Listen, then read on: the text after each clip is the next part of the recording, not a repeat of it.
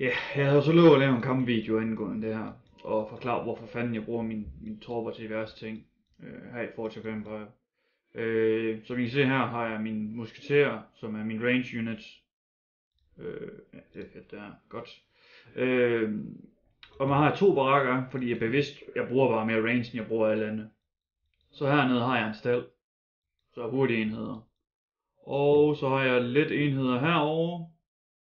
Og det er faktisk de eneste units, jeg bruger. Udover så får jeg jo, altså når man så sidder i klædningsmission og så videre, så får du jo et ton tropper. Altså pænt sagt, du får et ton. Og jeg bruger selvfølgelig også slyngler, men det vil jeg så slet ikke vise i den her video, men jeg anbefaler slyngler meget. Fordi de er, som sagt, de kan tage det ene gratis hit. Nå, lad os gå ind i klædningsmission, så vise mere om det.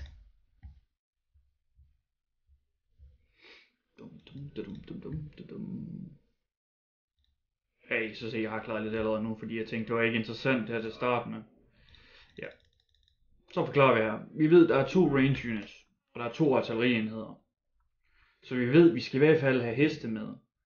Da vi ved, der kun er to artillerier, så tænker vi, okay, to heste, det kan gøre det. Men der er også to ranged. Så er man slet, kan jeg nå at få mine range til at nakke hans range, før at de får lov til at skyde på mine? Og det siger jeg typisk, ja, det kan jeg, fordi jeg sørger altid for at positionere mig rigtigt. Nu skal vi lige finde de rigtige enheder. Så jeg tager og vælger, og så sætter to hurtige enheder ind. Bum. Så er der lette enheder. Normalt vil man kæmpe dem med tunge enheder. Det vælger jeg så ikke at gøre. For jeg synes bare, det er irrelevant overhovedet at kæmpe med tunge enheder.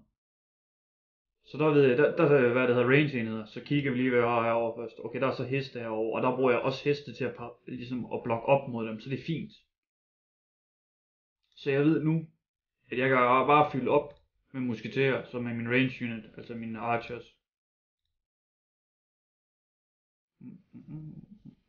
Skal vi lige finde de rigtige. Jeg gider ikke at bruge alle de uhæfte enheder. Dem vil vi hellere gemme til, til sorte tider. Nå, det bliver vi sgu nødt til. Fuck that shit.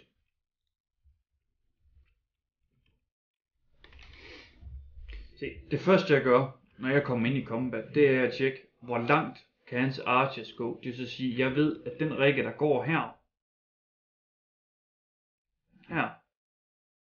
der kan hans archers gå til. Og jeg leder altid efter, altså der kan også stå archers herude, og så står en archer herude, så har de jo en anderledes rækkevidde. Men jeg sørger altid for at kigge deres range, og så placerer jeg min hest, så den lige præcis ikke kan blive ramt af det.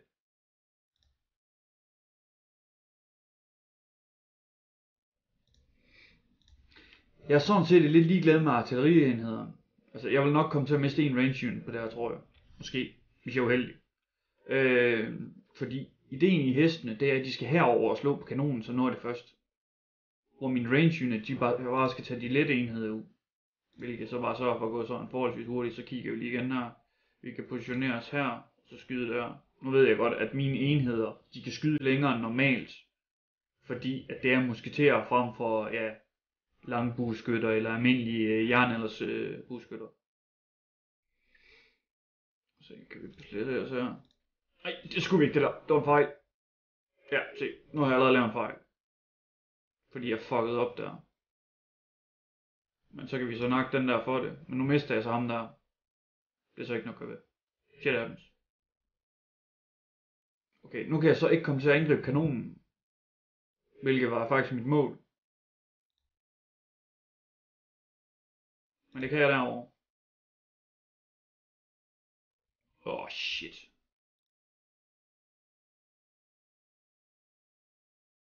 Så kigger vi hernede. Hvad er først? Det er den der. Det vil så sige, at jeg får en mands tur mere ved at skyde ham der.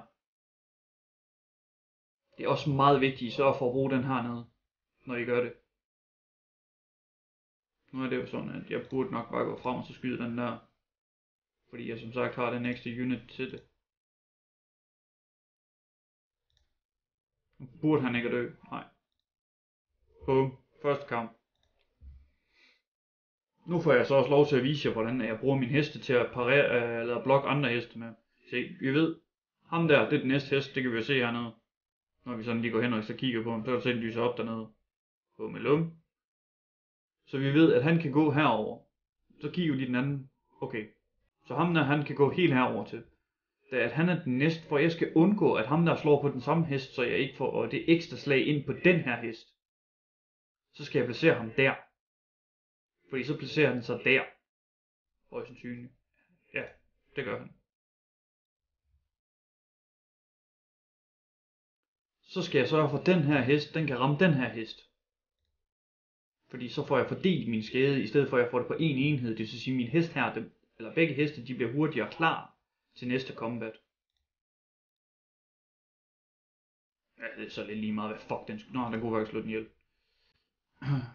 Okay, jeg mistede en enhed på at slagte. Hvad var der? Der var 7 i den første. Der er 10 enheder. Så jeg mistede en enhed, og så fik jeg 3 skade. Udmærket slag, altså. Det skal man slet ikke brokse over.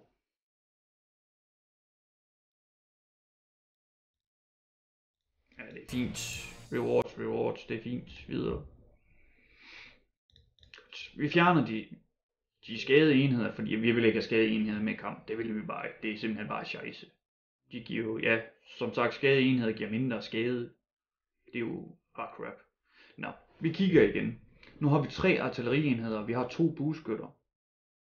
Så vi ved allerede nu, vi skal minimum have 2 heste med. Det er minimum. Så er sådan lidt, kan mine bueskytter, musketerer, slå de der 2 ihjel, og måske den der. Så er sådan lidt, min heste, jeg vil komme til at miste minimum 1 musketer på den her kamp. Så det tænker jeg, okay, så længe jeg bruger så længe det ikke er uhæftede enheder, eller så længe det er normale enheder, jeg har med, altså bare almindelige musketerer, og ikke de uhæftede, så er det fint nok. Nu skal vi lige se, har vi en ekstra musketer et eller andet sted? Der har vi sikkert ikke. Den har vi jo brugt. Ja. Det er ikke noget at gøre. Så finder vi de uhæftede dragoner, jeg har. Og der. Okay. Igen, I ser, jeg kører den samme lineup. Det vil sige, jeg bruger heste, og jeg bruger range unit. Og det er primært det, du kan køre igennem hele vejen. De let enheder, de kan bruges til nød, hvis du møder mange heste. Det er rigtig sjældent, jeg bruger dem. Men ja, altså jeg får sikkert ikke engang chancen for at vise, hvordan jeg bruger dem. Okay. Igen, vi tjekker, hvor langt kan det her lort skyde. Vi ser, okay, den kan skyde her. Og det er den, der kan skyde længst. Det vil sige, hvis vi ved, at kanoner er hernede, så skal vi positionere os så langt hernede imod, som vi kan, uden at få skade ind. Så kigger vi på hans hest. Kan vi stå inden for hans heste rækkevidde? Det ville jo være kanon, at vi bare lige fik et enkelt hit ind på vores hest. Det kan vi. Vi kan stå lige der. Det vil sige, der ser vi på den lille bus der.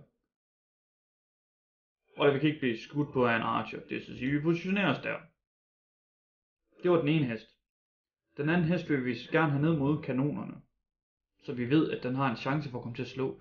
Men nu kan vi se, at der er rimelig mange bevægelsesomkostninger her omkring. Det er sådan nogle små bakker og sådan noget pis der, det er noget lort. Men vi kan ikke komme igennem her, fordi der er også bevægelsesomkostninger her. Så vi kigger. Vi positionerer os her. Eller hvad?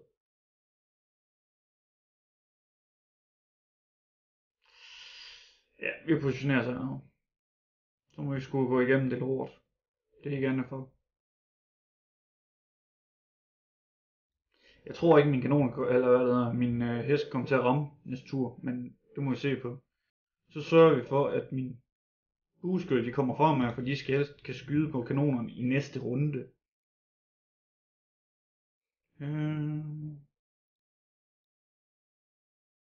Okay, og så kigger vi igen. Okay, jeg får kun 2 bueskytter til at skyde på ham der, så vi håber på, at ham her bliver positioneret fint nok.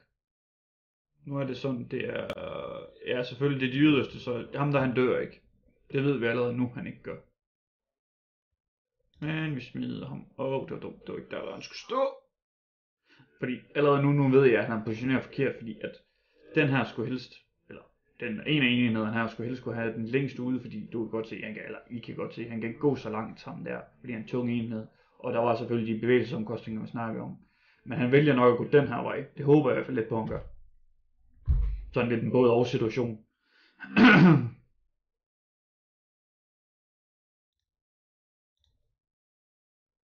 Ja, og han valgte den vej at se. Så vi kan ikke komme til at skyde på ham. Men vi kan positionere os her. Nej, det kunne vi ikke.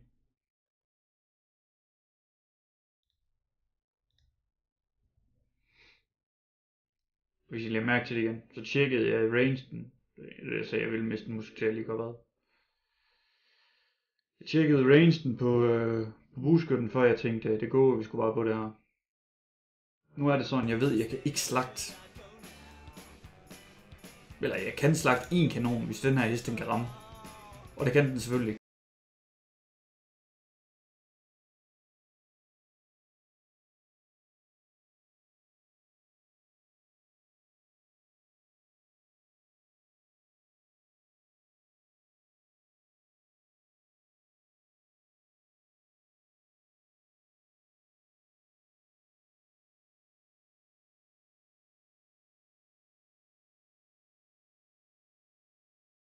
Så fik I lige en ekstra musketer frem.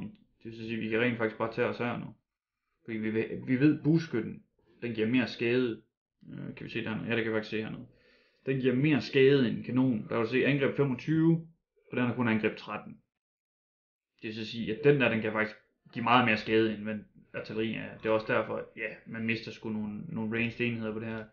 Men du kan alligevel, hvis du har 2 barakker, så er det faktisk, nej, så jeg mistede den ikke engang. Det var faktisk lidt imponerende. Det havde jeg faktisk regnet med. Så jeg mistede en musketer på det her. Og kan komme i gang med lige at få lavet nogle tropper imens. Det skal man altid huske. Og hvis man er helt heldig, så ved man, hvor ens tropper de ligger hen. Nu kan I se de rimelig skade her, ikke? Hvis jeg nu havde en musketer, der døde mere, så ville jeg forhåbentlig håbe på, at det lå over den her over, i stedet for den her over. Så det skal man også tænke over. Jeg har ikke mistet nogen heste. Heste, de så rykker sig. Hvor fanden har jeg placeret dem? Der. Der har 3 skade. Men det er faktisk sådan, jeg går igennem hele vejen. Sådan stille og roligt, vi tager det. Igen. Vi ved, der er en artilleri. Ergo, vi skal have minimum en heste med os. Så har vi 2 heste.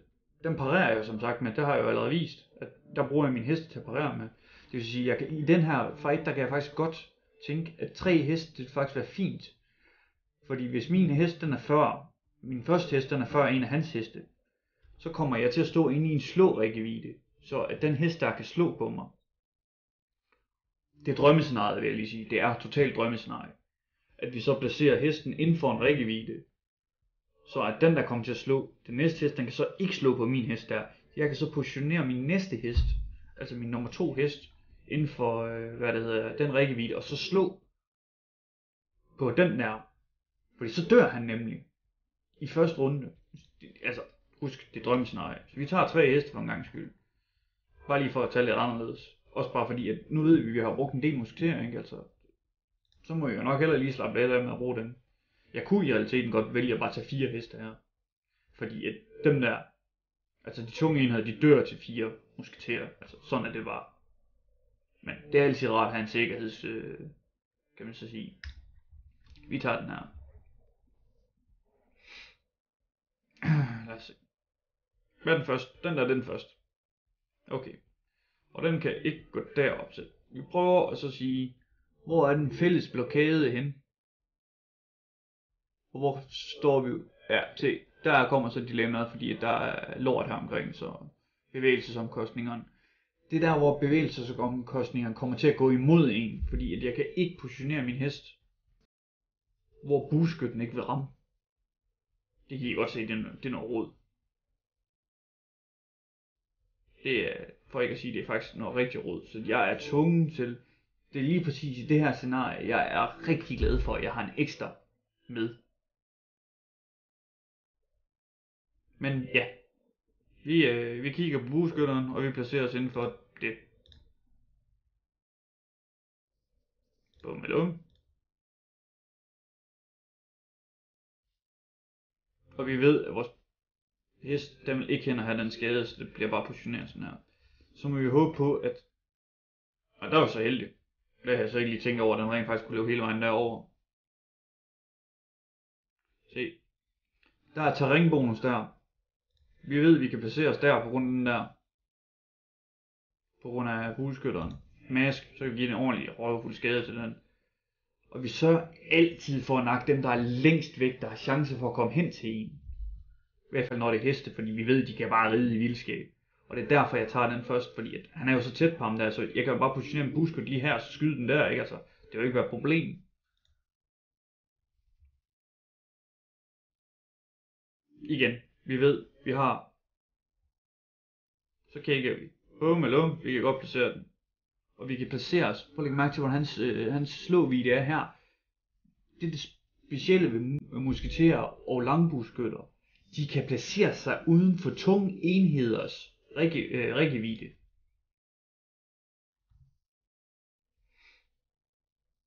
Jeg tror, at vi snupper. Se. Her kan vi så vælge imellem og så slå. Ja, vi vælger så slå ham der ihjel med den her enhed. Vi går lige lidt frem. Ja, vi går frem hertil. Så skyder vi der. Godt. Vi kigger. Vi kan så slå ham her ihjel. Så vi tager ham der. Nu skal vi se her. Nu har alle mine enheder fuld af lejde for at komme igennem. Og jeg bare smadrer ham. Fordi jeg har cleanet alt det hurtige, alt det der har meget bevægelse. Nu skal vi så lige finde ud af, vi har 5 musketerer. Vi ved, at der skal 1 musketer til at skyde der, 1 musketer til at skyde her, og så skal der musketer til at skyde her. Der skal 2 hertil. Okay. Så det er 1, 2, 3, 4, 5. Så det passer. Så hvis vi smækker ham ind her, og så smækker vi den der op der. Da vi så ved, ja, nu kommer der så et dilemma, kan jeg så se. Nu har jeg så ikke tænkt over, at hvis jeg skal bruge 3 på den der, så er det lidt fuck, men ja. Vi sørger for at placere os uden for hans rækkevidde. Så må en af vores heste tage et slag. Det er ikke noget at gøre. De tager mindre skade, end hvad ellers der vil ske. Kan vi placere os... Se. Det kan godt være, at vi får et problem med den der. Fordi at... Nu skal vi lige se her. Okay, nej, vi får den der. Ja, okay, det er fint nok.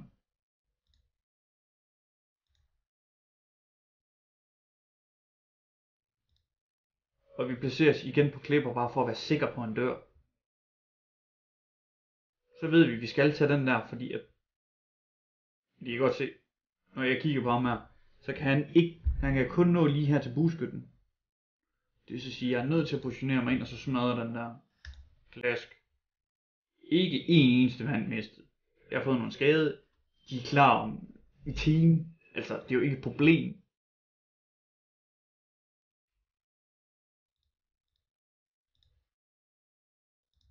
Og så kan jeg også lige vise jer relikvide, kan jeg se. Der var det, se.